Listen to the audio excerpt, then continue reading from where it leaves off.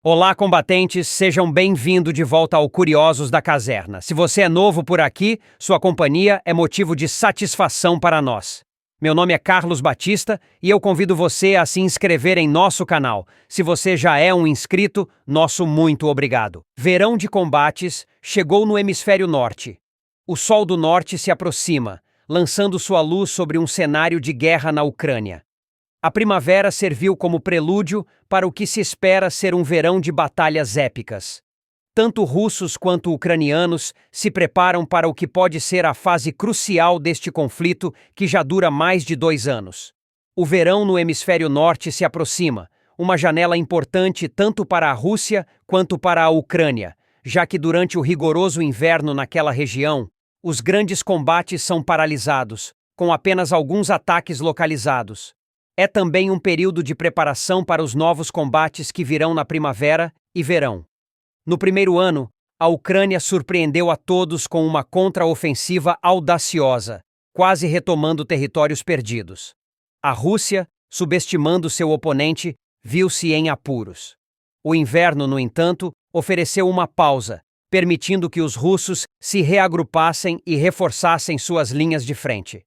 Antes de continuarmos, aproveite esse momento e curta nosso vídeo se você estiver gostando. Se não é inscrito, inscreva-se também.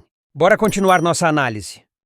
No segundo ano, a Ucrânia, agora com o apoio de potências ocidentais, lançou um novo ataque.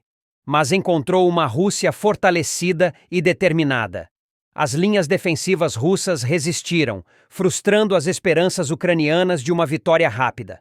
Agora, com a chegada do verão, a guerra entra em sua fase mais crítica.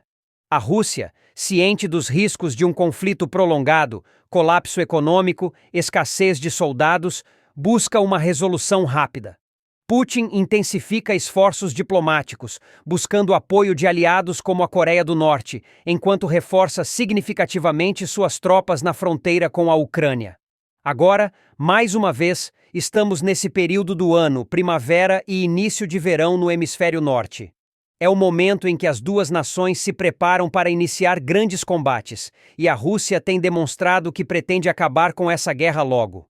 O presidente russo, Vladimir Putin, sabe que essa guerra não pode demorar muito mais tempo, sob o risco de um colapso na economia do país, dificuldade de encontrar voluntários para as fileiras do exército russo e o fortalecimento da Ucrânia com a chegada de novos equipamentos, incluindo aeronaves F-16 e outras prometidas por vários países, que começarão a chegar nos próximos dias na Ucrânia, aumentando sua capacidade de defesa e proteção aérea.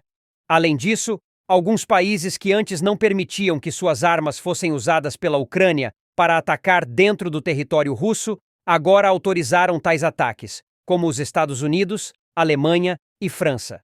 As agências de inteligência têm verificado um movimento das tropas russas, saindo de outros locais dentro da Rússia e indo em direção à fronteira com a Ucrânia para reforçar os ataques e a defesa naquele conflito.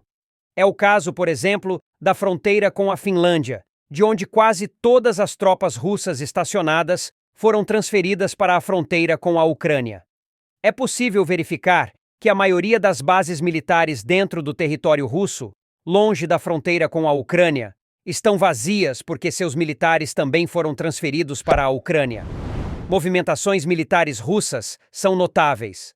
Tropas de diversas regiões do país se concentram na fronteira ucraniana. Bases militares em outras áreas estão praticamente vazias. Os sinais são claros. A Rússia se prepara para um grande ataque. Diante disso, podemos afirmar que a Rússia virá com tudo nessa próxima janela de verão no hemisfério norte. Grandes combates ocorrerão, e se essa guerra não acabar neste ano, ambas as nações terão grandes prejuízos, cada uma a seu modo. Os próximos meses serão decisivos. Se a guerra não terminar este ano, as consequências para ambos os lados serão devastadoras.